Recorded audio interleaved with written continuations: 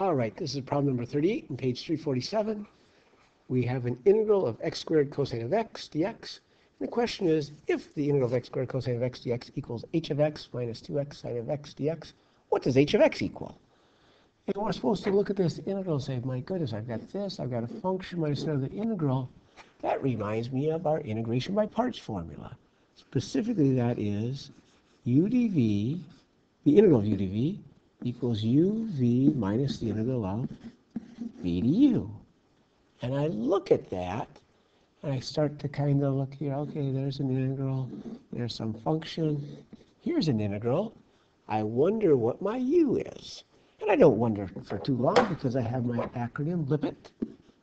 And given this particular integral, I missed one period right there, given this particular integral, what would our u equal? Our u would equal x squared.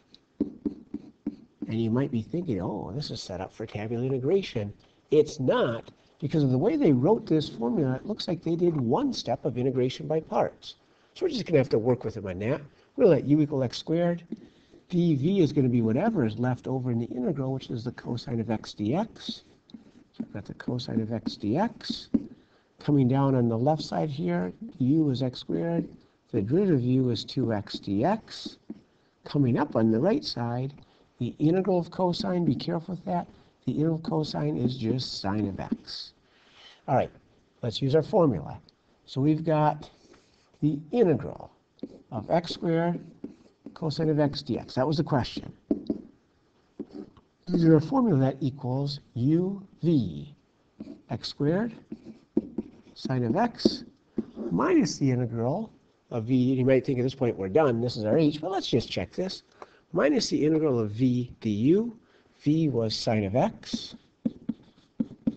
Du is 2x dx.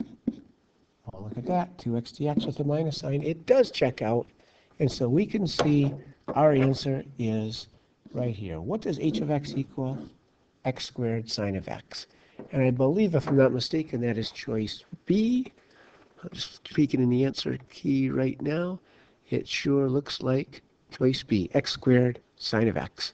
And again, this is a nice example of an AP type question where you know how to do integration by parts, but they ask it in a different way, kind of an abstract way to see if you really know how to do integration by parts. That completes the question.